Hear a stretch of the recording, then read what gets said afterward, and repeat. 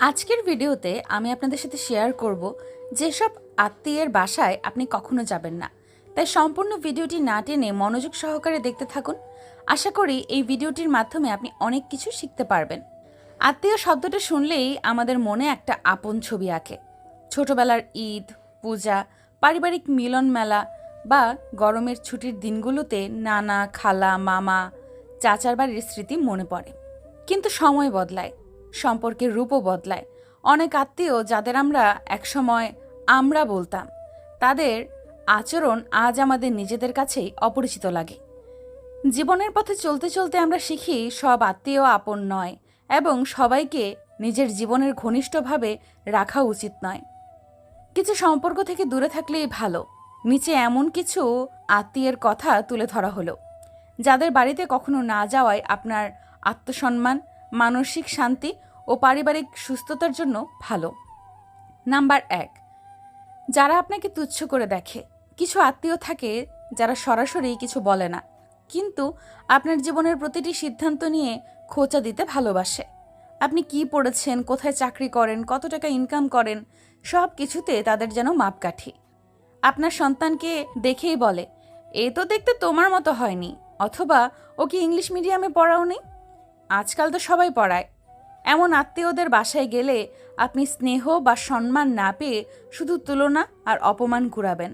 বারবার ছোট হতে হতে একদিন আপনি নিজেই নিজেকে নিয়ে সন্দেহ করবেন। তাই এমন আত্মীয়দের কাছ থেকে দূরে থাকাই ভালো। নাম্বার ২, যারা মুখে মিষ্টি কথা বলে কিন্তু মনের মধ্যে বিষ। এ ধরনের আত্মীয়রা সামনাসামনি আপনার সাথে খুব ভালো ব্যবহার করবে, হাসি মুখে চা নাস্তা দেবে, আপনার ছেলেমেয়ের মাথায় হাত বুলিয়ে দিয়ে বলবে, বাহ কত বড় হয়েছে। কিন্তু আপনি চলে যাওয়ার পর পাশের ঘরে গিয়ে বলবে, ওরা আসলে খুব চালাক, শুধু নিজেদের স্বার্থ দেখে। এছাড়া আপনার ব্যক্তিগত কথাগুলো ছড়িয়ে দেবে অন্য আত্মীয়দের কাছে। এই মুখোশধারী আত্মীয়রা সম্পর্ককে ভালোবাসার জায়গা থেকে নয়, গসিপ আর প্রভাব খাটানোর অস্ত্র হিসেবে ব্যবহার করে। আপনি যতই খোলামেলা হন, তারা ততই আপনার দুর্বলতা খুঁজে নেবে। এদের বাসা এড়িয়ে যাওয়া মানেই নিজের শান্তি রক্ষা করা। নাম্বার ৩, যারা কেবল প্রয়োজনে আপন। কি খবর, অনেক দিন কোনো দেখা নেই। এই লাইনটা তখনই শুনবেন যখন তাদের টাকার দরকার বা কোনো কাজে সাহায্য লাগবে। এই আত্মীয়রা আপনাকে খোঁজ নেয় না, কিন্তু যখনই কোনো সরকারি কাজ, মেডিকেল অ্যাডমিশন কিংবা চাকরির রেফারেন্স লাগে, তখন আপনি ঘনিষ্ঠ আত্মীয় হয়ে যান। আপনি যদি কখনো না বলতে চান, তাহলে আপনি হঠাৎ করে অভিমানী, অহংকারী হয়ে যাবেন। এ ধরনের আত্মীয়দের বাসায় গেলে একবার হয়তো খাতির পাবেন, কিন্তু ভেতরে ভেতরে আপনি হয়ে থাকবেন শুধুই সুবিধার মাধ্যম। নাম্বার ৪, যারা আপনার স্ত্রী, স্বামী বা সন্তানকে অপমান করে। আপনি নিজে অনেক কিছু সহ্য করতে পারেন, কিন্তু আপনার জীবন সঙ্গী বা সন্তানের অপমান সহ্য করা খুব কষ্টের। কিছু আত্মীয় আছে যারা কথার মাঝে স্ত্রীকে বেশি আধুনিক বা চুপচাপ বউ বলে কটাক্ষ করে। কেউ কেউ সন্তানের পড়াশোনা, চলাচল কিংবা পোশাক নিয়ে মন্তব্য করে। এ ধরনের পরিবেশে পরিবার নিয়ে যাওয়া মানে নিজেদের মূল্যবোধ বিসর্জন দেওয়া। সম্পর্ক যদি অপমানের কারণ হয়, সেটা যত আত্মীয়ই হোক, সেই বাড়ির দরজায় আর পা না রাখাই শ্রেয়। নাম্বার ৫, যারা সম্পর্ককে প্রতিযোগিতা বানায়। এদের কাছে সবকিছু তুলনার বিষয়। আপনি কোন গাড়ি চড়েন, কার বউ বেশি স্মার্ট, কার ছেলে বেশি মার্কস পায়, সব কিছুর মধ্যে প্রতিযোগিতা। তারা নিজের অর্জন বোঝানোর জন্য আপনার অপূর্ণতা খোঁজে। আপনি একদিন তাদের বাসায় গেলে সারাক্ষণ শোনাতে থাকবে, আমার ছেলেটা তো এবার কানাডা যাচ্ছে, আমার মেয়ের বিয়েতে লাখ লাখ টাকা খরচ করেছিলাম, ইত্যাদি। এমন আত্মীয়দের বাড়িতে গেলে আত্মসম্মান কমে যায় আর অযথা হীনমন্যতা তৈরি হয়। নাম্বার ৬, যারা আপনাকে নিয়ে হাসাহাসি করে। আপনার ভাষা, উচ্চারণ, পোশাক, ধর্মীয় চর্চা, এমনকি আপনার শরীর, সব কিছুর ওপর কিছু আত্মীয় রসিকতা করে।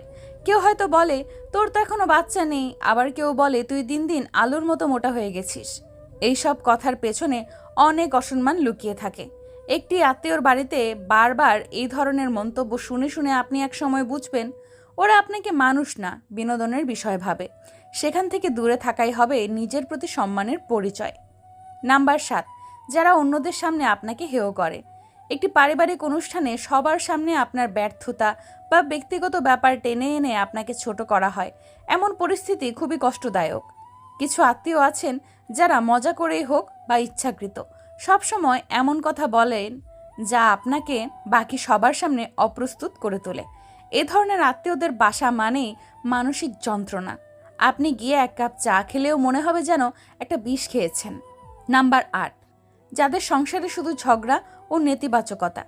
কিছু আত্মীয়ের পরিবারে ঢুকলেই টের পাবেন সবাই কারো না কারোর সাথে রেগে আছে। কথা বললেই ঝগড়া, মন্তব্য করলেই অপমান। সেখানে ভালো সময় কাটানো তো দূরের কথা, নিজের অস্তিত্ব নিয়েও কেমন অস্বস্তি লাগে।